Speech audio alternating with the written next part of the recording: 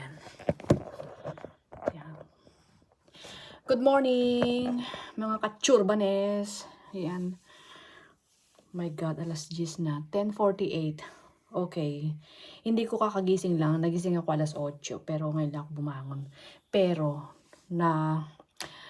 mag-alas 4 na ako nakatulog. Kasi, uminom ako ng kape kagabi. Dati hindi naman, kahit uminom ako ng kape ng alas 8, alas 9, kakatulog pa rin ako, pero kagabi, iba. So, yun na nga. Kwento ko lang ng madalian. Kahapon, galing ako ng airport. So, pag-uwi, pabalik dito sa bahay, nabubulol pa, nagbus lang ako. Talaga namang nagbabas lang kami kasi parang dalawang biyahe lang naman mula airport,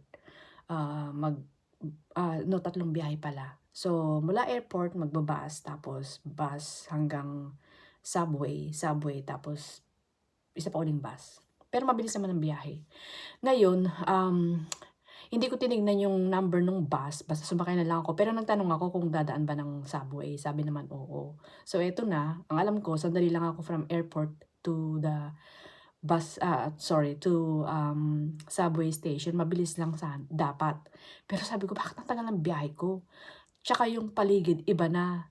So, sabi ko mali yung nasakyan ko. Alam ko na talagang mali yung nasakyan ko. Tapos nagtanong na lang ako doon sa katabi ko, si ate. Kasi tinignan ko muna, sabi ko, ay mukhang Pilipinas. So nagtanong ako sa kanya. Sabi ko, ate, papunta ba to ng metro? Ng metro kasi ang tawag sa Milan, kaya nasanay ako ng metro. Pero metro, dito, ano yun, pangalan ng grocery store. Sabi ko, dadaan ba to ng ng subway? Sabi niya, oo. Pero yung mga binanggit niyang subway, hindi ko pa naririnig noon kasi nga syempre bago lang ako dito. Tapos yun nga, napagtanto ko na naligaw nga ako, mali ang sinakyan ko. Ngayon, mabait si ate, ang pangalan niya ay Aurora, ate Aurora. At ayun nga, kwento ng konti, nagtatrabaho daw siya sa airport, tagalinis ng eroplano.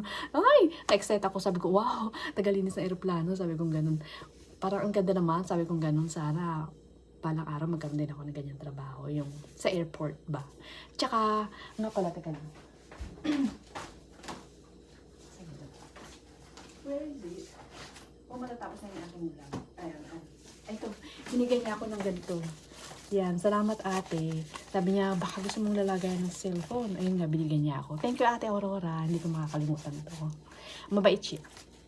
Nauna siyang bumaba sa akin. Bumaba siya ng